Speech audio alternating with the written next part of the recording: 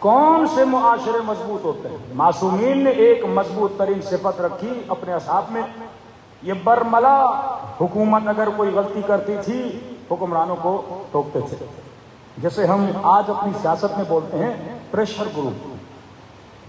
اپنے اصحاب کے ذریعے سے آپ کے چھٹے امام نے پریشر گروپ بنایا، یا حاکم غلطی کرتا تھا اور جس نے قتل کیا امام کے صحابی کو، اتنا پریشر تھا آپ کے چھٹے امام کا کہ حاکم کو اس کو قصاص کرنا پڑا۔ اتنا پریشر تھا آل رسول کا کہ مامون کو امام رضا کو اپنا ولی عہد بنانا پڑا۔ اس قدر امت میں اہل بیت علیہ الصلوۃ والسلام نے اپنا پریشر بنایا تھا۔ اب ایک طرف وہ نظریہ جو کہے کہ حکمرانوں کو امر بالمعروف کرنے کی ضرورت نہیں، ایک نظریہ اہل بیت علیہ الصلوۃ والسلام کا کہ آپ بغیر امر بالمعروف، یعنی جب تک یہی پاکستان ہے، اگر برائی کے خلاف آپ ایک پریشر گروپ نہیں بناؤ گے، ایک حاکم اگر امت سے نہیں ڈرے گا کہ کل میں نے فسق و فجور کیا، یہ لوگ میرے خلاف اٹھیں گے اور آواز بلند کریں گے، کل اس ملک میں نے بے حیائی کو عام کیا، یہ پریشر گروپ ہوتا ہے نا۔ حاکم اللہ سے ڈرے نہ ڈرے، کیونکہ اس نے حکومت پہ رہنا ہے تو اس کو کس کا خوف ہونا چاہیے؟ کم از کم عوام کا خوف ہونا چاہیے۔ میں چھوٹی سی مثال دے رہا ہوں تاکہ آپ کو امام حسین کا زمانہ سمجھ میں آ جائے۔ مثلا اگر آج آپ کا شاید کل مثال دی کہ نہیں، آج آپ کو پتا چلے کہ مثلا کسی حکمران نے 4 ارب روپے چوری کیے ہیں، تو آپ لوگوں کو تعجب ہوگا یا ایک نارمل نیوز ہے آپ لوگوں کے لیے؟ بھائی فلاں حکمران 4 ارب لے کے بھاگ گیا، تو شاید ہمارا رپلائی ہے جناب یہ تو چھوٹا چور ہے، ہم نے تو 10 ارب بھی سنے ہیں۔ آپ سنو کہ مثلا کوئٹہ میں بم بلاسٹ ہوا اور 40 لوگ اس بم بلاسٹ میں مر گئے، کیا یہ شاکنگ نیوز ہے آپ کے لیے یا ایک نارمل نیوز ہے آپ کے لیے؟ کہ موٹر وے پہ مثلا کسی خاتون کا ریپ ہو گیا، کیا یہ شاکنگ نیوز ہے آپ کے لیے کہ ایک مسلمان ملک میں ریپ ہو جاتا ہے؟ ایک مسلمان حاکم اتنا پیسہ لوٹ کے جاتا ہے، کوئی افسر ریٹائرمنٹ کے بعد اتنے جزیرے خرید لیتا ہے، کیا یہ آپ کے لیے شاکنگ نیوز ہے؟ نہیں، یہ فاسق معاشرے کی نشانی ہے کہ جس معاشرے میں گناہ عام ہو جائیں، مطلب مینٹلی لوگ ایک چیز کو ایکسپٹ کر لیں کہ 4 ارب کا چوری ہونا کوئی بڑی بات نہیں، 5 ارب کا چوری ہونا کوئی بڑی بات نہیں۔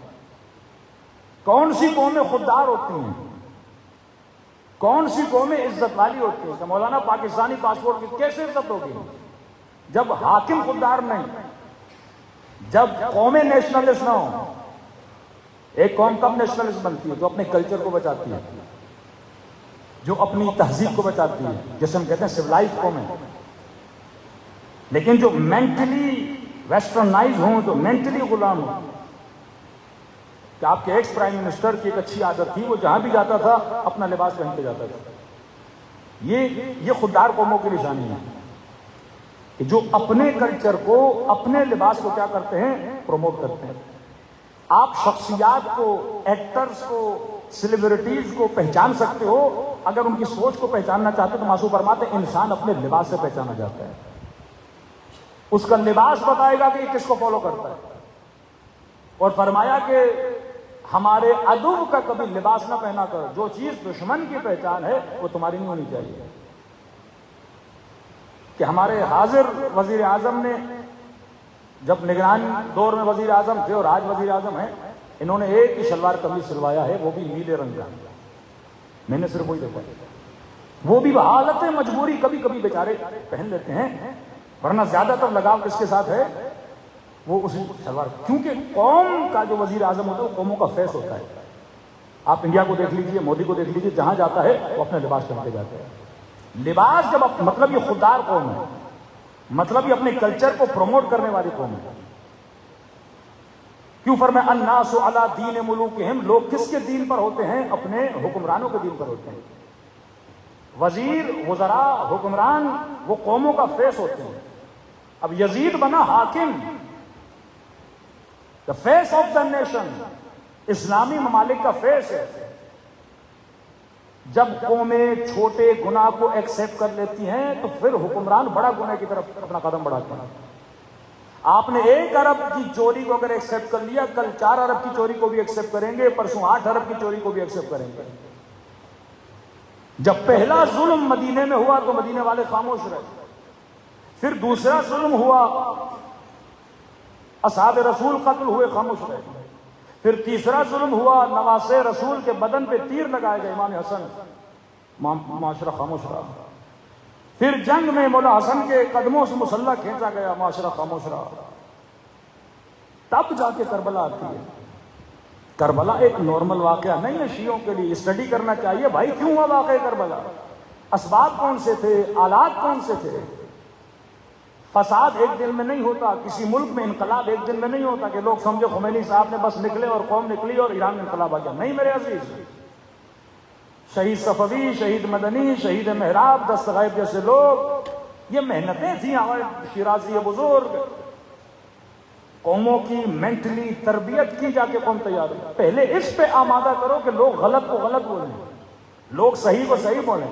جس قوم کے اندر یہ چیز مکس ہو جائے کہ ان کو صحیح غلط لگنے لگے یا صرف خاموش ہو جائے کہ زیارت عاشورہ مولا سمعت بذلک فرضیت بہ، جو قتل حسین میں شامل نہیں تھے لیکن سنا کہ امام حسین شہید ہو گئے اور خاموش رہے، مولا فرماتے اس پر بھی اللہ کی کیا ہے، لعنت ہے۔ جو ظلم سنے اور ظلم کے اوپر کیا رہے، خاموش رہے۔ اس زمانے میں بھی تھنک ٹینک تھے جو پالیسیز بناتے تھے، آج بھی آپ کے یہاں پالیسیز بنتی ہیں۔ وہ ملک خوددار ہوتا ہے جو اپنی تہذیب کو، اپنے تمدن کو بڑھاتا ہے۔ ہمارے کورٹوں سے فیصلہ آتا ہے کہ بھائی آج کے بعد جتنے فیصلے ہوں گے وہ اردو میں ہوں گے، لیکن جو یہ فیصلہ دیا وہ انگلش میں۔ جن کی زبانیں، جن کی اپنی لینگویج، جن کا اپنا الفابیٹ ختم ہو جائے کہ مطلب ہم اتنی ترقی کر جائیں لیکن ہم اپنے الفابیٹ نہیں لکھ سکتے، جہاں پہ خودخواہی، منیت اتنی بڑھ جائے کہ مجھے اردو نہیں بولنا آتی لہٰذا میں حلف نامہ بھی لوں گا تو کس میں لوں گا، انگلش میں لوں گا، یعنی اپنی آسانی کے لیے پوری قوم کا کیا کروں، ستیہ ناش کر دوں۔ جب قومیں مینٹلی غلام ہو جاتی ہیں، معاشرے امام حسین مینٹلی غلام تھا، جس معاشرے میں غلط کو غلط بولنے کی توانائی نہیں تھی، وہ کبھی غلط کو غلط نہیں بول سکتے تھے۔ اب امام نے فرمایا یہ معاشرہ مردہ ہے، اب اس معاشرے میں اگر کوئی بندہ نیکی کو بلند کرتا ہے یہ جہاد کر رہا ہے۔ تو میں نے مثال دیا آپ کے کراچی کے کسی ایم این اے صاحب کی کہ جنہوں نے جیتی ہوئی سیٹ اپنی کیا کر دی، چھوڑ دی۔ یہ ایک طرح کا جہاد ہے کہ آپ ایک معاشرے میں اچھے مینرز، آپ ایک معاشرے میں اچھی روش، آپ اپنے معاشرے میں ایمانداری کا ایک اچھا رول ماڈل کیا کر رہے ہو، بنا رہے ہو۔ ایسے افراد کی اہل بیت نے اپنے زمانے میں کیا کی ہے، تعریف کی ہے، جو ظلم کے خلاف کیا کرتے تھے، آواز کو بلند کرتے تھے، جو ظلم کے مقابلے میں کھڑے ہو جاتے تھے۔ فرمایا یہ معاشرے کی نبض کو چیک کیا کرو، اگر انہیں عادت ہو گئی جھوٹ بولنے کی، اب مولانا ہم اسی معاشرے میں رہتے ہیں، ہم کیا کریں؟ بھائی آپ اپنے گھر کے اندر یہ اصلاح کرو کہ بچہ اگر چھوٹی غلطی کر رہا ہے اسے وہیں پہ ٹوکو، یہ نہ کہو کہ مولانا یہ بچہ ہے اس نے غلطی کی تو کیا ہوا، کہ نہیں، آج یہ چھوٹی غلطی کرے گا کل یہ بڑی غلطی کرے گا۔ کوئی خاتون یہ نہ بولے کہ مولانا اگر میرے 4 بال نظر آ گئے تو کون سی قیامت آ جاتی ہے، نہیں میرے عزیز، شیطان کم سے شروع کرتا ہے اور زیادہ تک انسان کو لے جا کے گمراہ کرتا ہے۔ صلوات پڑھے محمد و آل محمد۔